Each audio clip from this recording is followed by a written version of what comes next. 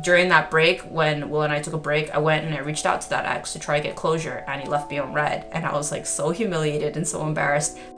Hey there, my handsome and pretty little Cobras, and welcome back to the Cobras Nest. For those who are here and new, my name is Mignon Cobra, and I make minimalism videos. So I've recently gotten to this kick of making helpful videos, things that, have really worked out in my life, and I figured if I could share that with somebody else who's watching my channel, that would be fantastic, because I'm currently on a self-improvement journey of my own. I'm definitely improving things in my own life, and I was like, I want to share that with you guys. So I wanted to make a video actually on dating and how I personally think the person that you pick is actually the biggest decision, or one of the most important decisions that you will ever make. So I got 10 things that I want to share with you guys that have been things that I have picked up or learned from other people that have really made my dating experience and also my own dating life amazing. A little bit of background info. I recently got married. That's not that recent. It's almost been a year since I got married, and my partner and I have been together for 10 years. So I feel like that kind of says I'm doing something right. So without further ado, let's just get into the video. Let's get it. Let's go. Woo. Number 1, date many people, but don't sleep with many people.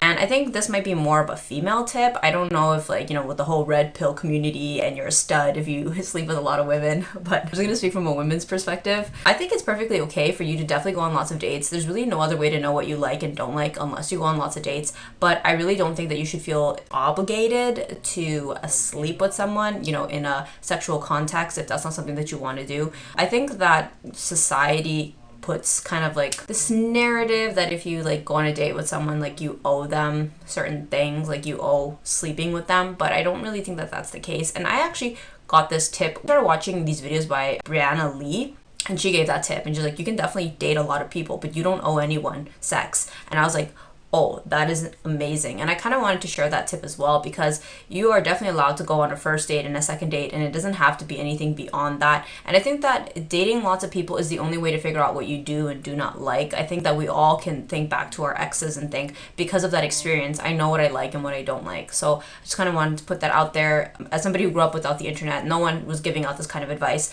that you can definitely go on lots of dates. That doesn't make you, a slut, but at the same time, you don't have to feel obligated to sleep with someone if you don't want to. If you want to, for sure, you know what?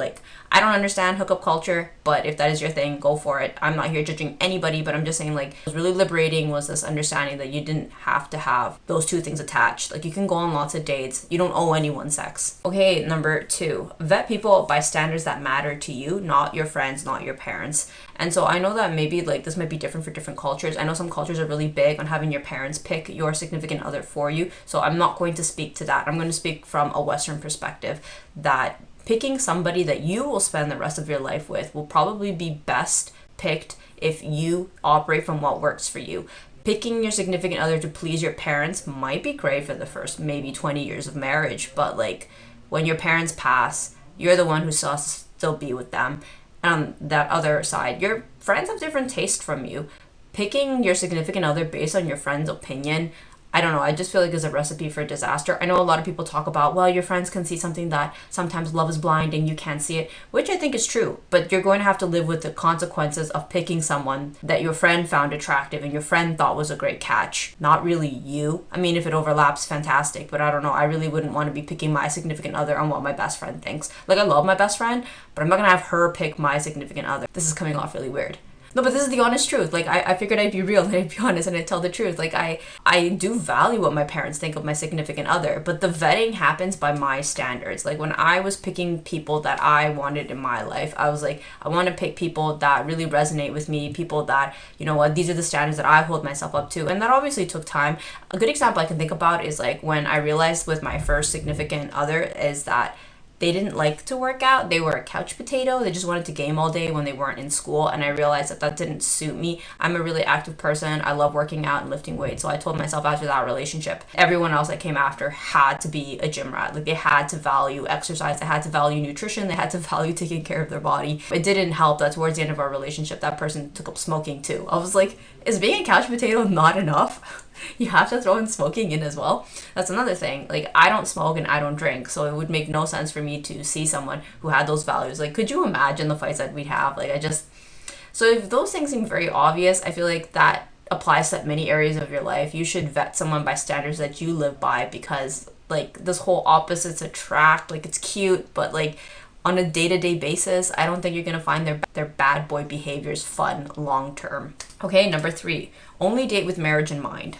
I'm gonna talk about never wasting your time later, but think about it this way. If you don't date with marriage in mind, you are essentially wasting your time. I know it might be like, well, you're also wasting their time. Probably wasting their time, but we're not going to speak about them. We're talking about you right now. If you don't date with marriage in mind, you are dating subpar people by your own standards. Not that they are subpar. There's like a lid for every pot. So they're probably somebody else's pot, but they're not your pot. Does that make sense? Like, you are wasting your own time. Like, you don't even see them as someone you would want to marry. So why are they good enough to date but not good enough to marry?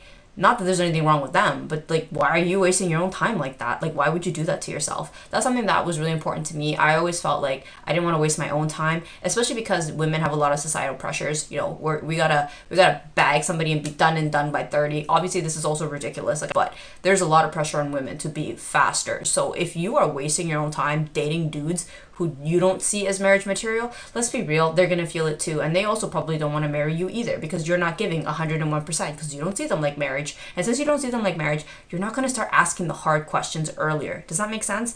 That's something that I learned the hard way. I didn't realize this with my own relationship with Will. Like, I know I'm like totally dragging us through the mud, but there was a lot of things that didn't come out of the woodworks till I started asking, those type of questions. Like when we were 29, 30, I started asking those questions, and it blew up a whole can of worms. And I'm not going to get into that because I'm not trying to put Will and I's laundry on the internet, but I'm just trying to tell you that, like, unless you start putting marriage on the table, you are not going to learn or realize certain things about that other person. So you should always date with marriage in mind. You should definitely have those type of conversations in the beginning, because you might be surprised by what you find once you start asking those questions. And also, why would you date someone that you don't want to marry? I don't know. It's just like, why do you want to waste your time like that? Date them for 4 years, 3 years, and then break up and feel miserable, but like, thank God I didn't marry him. I don't know. That doesn't seem like a very winning situation. Okay, number 4. People tell you who they are in the beginning. I didn't really used to believe this. Like, I used to kind of be like, no, you have to get to know someone. But when Will and I took a break and I kind of went on like speed dating, having like first dates or second dates, I kind of realized people are exactly who they claim to be right in the beginning. Like, no one has the time to be, hoodwinking you and like putting you on and like hiding who they really are. Trust me, most people, like, unless they're absolutely like narcissistic and psychotic, no one has time for that. We tell everyone who we are right off the bat. There's no reason why anyone's hiding who they are from you. They can put on a show for a date or two, but by the 3rd week, the first impressions is generally who they are. Believe people when they tell you. They are telling you. And there's nothing wrong with that. People, generally speaking, are not trying to lie to each other. So thinking I can change him and thinking he's going to be different when we get married and thinking that... If no one has told you, let me be the one to tell you. People are telling you who they are every single day. Like, they told you the first time you met, and they're telling you like today. They're not going to change. Like, if they wanted to, they would. And people do change, but they only change when they wanted to change, and they changed for themselves. They had never changed for somebody else. I know you're going to argue, but the whole like blow up breakup thing, but that's because you wanted to. That wasn't because it was for them. I think that in the dating world, take the first date and the second date as who they truly are and accept them at face value. Whatever that vibes was, generally speaking, that's, you see what you get. Okay, coming in at number 5, never waste your own time. I think this is kind of controversial because like you really shouldn't be asking those type of, heavy questions on a first date, but we're here for your benefit. You should not be wasting your own time. You should be asking the deeper questions. And apparently, as I've read more of these like marriage books and stuff like that, the best marriage happens before the marriage. So asking yourself those questions and asking that person you're vetting those questions is the way to go. Ask them, do you want to have kids? Ask them, do you value career first? Do you value family life? Ask them, like, what do you consider your ideal life? Are you the person who likes to go out drinking? Are you the kind of person who's like a homebody? Do you like to travel often? Like, ask those questions. How in the world, first and foremost, how in the world are you supposed to know if you don't ask? And secondly, do you really want to be figuring these things out later down the road after you've invested months, like weeks, months, years into this person, only to find out that they love sitting on the couch all day and you are not that kind of person? Like, why would you waste your time like that? I think that's something that I wish somebody had told me earlier with some of my earlier relationships. I don't know what I thought, to be honest. I guess I just wasn't even thinking. Like, I had no experience and no one told me any better. Something that I wish someone had told me was, ask the deeper questions in the beginning. Because honestly, by the time it starts to matter, it'll be too late. So just make sure you get that done in the beginning. You're going to save yourself so much heartache. You want to start dating someone knowing that the two of you are on the same page. I have this one friend, it wasn't until after they got married, they started having these kind of questions. And I was like, what, why, what, like, it's a bit too late now. So, all right, coming in at number 6, cheating is a symptom of undesirability. And both you and them. So if they cheat on you, they've already told you, whether it be a subconscious thing, you ain't it. And it's not to take it personally, and it's not to feel traumatized, and they just don't like you like that. And like, that's okay. Like, there's so many people on this earth, they're looking for their own person. Yeah, they probably shouldn't have done that, but maybe they didn't have a better way of letting you know, and that's the best way that they could let you know. But take it for what it is. And same thing for yourself. If you find yourself, cheating on your significant other, accept that you just don't like them like that, and that's okay. I think a lot of people are afraid to break it off, that cheating somehow seems like the better choice than just breaking up and moving on. So as somebody who had experienced infidelity in one of my most like long-term relationships, I promised myself after that I would never be in a situation where that would ever be a thing ever again. I told myself, if that is even an issue in our relationship, like, I'd just be like, it's okay, no hard feelings, like, let's just move on. Like, we don't need to do this to each other. Like, there's plenty of other people out there. Like, you deserve to date the person that you want to date. If it isn't me, no hard feelings. Like, during that relationship, that person, their mistress or the other person, completely did not look anything like me, didn't behave like me, culturally was not the same as me. Like, honestly, seeing who they really liked and who I was, in hindsight, I'm like, I can understand. I'm like, I wasn't who you wanted, and that's okay. And number 7, when it comes to dating, learn how to move on and don't blame yourself. When relationships don't work out, it's really easy to pick apart the relationship and try to find blame and try to figure out what you did wrong, what they did wrong, which is understandable, and you probably should do it to a certain extent to make sure it doesn't happen in the future. Like, what can you learn from this? But at some point, you need to let it go and you need to move on. I think that maybe something that has helped me and might help somebody else out. Like unless you're a twin, you're born and die alone. Like, you don't owe anyone, you don't own anyone, and no one belongs to you, and vice versa. Like, you don't belong to anyone, and I don't think you would be happy thinking someone thinks that they own you. So when I put it in that perspective, I was like, they were just in my life for a season. It didn't work out. It's not the end of the world. Like, if it was meant to be, it would have meant to be. But the fact that we had different values, he had different values, we had different tastes, and we weren't each other's preferences, didn't work out. Like, it's okay. I don't have to keep beating myself up about this. And I found freedom, and I was able to move on. And like, during that break, when Will and I took a break, I went and I reached out to that ex to try to get closure, and he left me on red, and I was like so humiliated and so embarrassed. But I was like, life is what it is. And I worked on myself in the past 3 years since that time. And he recently reached out to me, and then when we had a conversation, and I realized, like, he had left me on red because he had just never liked me, and that was so painful for me to accept in the beginning. But once I accepted it, when he reached out 3 years later, honestly, I was pretty healed, and I was pretty happy, and I sincerely wished him the best. I was like, I really hope that you are happy where you are, and all that good stuff, because, like, I worked on myself, and I'm like, I'm really happy, and I really truly did move on. And even though he was hinting at, but I was like, I don't think it's healthy. This is really not the time and the place. Okay, number 8, stop with the baby mama culture. So this might just be a Latino thing, a minority thing. So I don't know if this is going to trigger anyone. If you are a baby mama, then disregard this. But I think that if you aren't one, I really do think that, these laws are in place to help protect women. Him marrying you, him putting a ring on it is a legally binding contract. So I really don't see the purpose in having a man's baby, in trying to, I really truly don't understand the baby mama culture. Like, as somebody who grew up in Latino culture, growing up in the ghetto and seeing this perpetuated all the time, I didn't think that was winning in life. I went to an upper class school, so I had the best of both worlds. I got to see both of these dichotomies, and in that I realized, I was like, I don't really see the function in having a man's baby without being married. Like, you have absolutely no legal claim except to like child support, and that's really like a couple $100 a month. Like, I was just like, if he doesn't even like you enough to marry you, but he hates you enough to put a baby in you, I think that's the best way to describe this. Like, it always struck me that if a man could reduce a woman to poverty through a child out of wedlock, I was like, why would a woman accept that? Like, is this man's private part made of gold? Like, why in the world would you accept to be treated like that by someone who supposedly loves you? I don't know. I never really understood it. So I think that if you are not from, a Latino or Black background, disregard this. Maybe this isn't for you. Maybe this is just clearly a minority problem. But if you are a minority, I think I want to put it out there that don't get sucked into this glamorization of baby mama and being someone's baby mama and all that stuff. Like, I don't, as somebody who actually grew up with cousins who became baby mamas,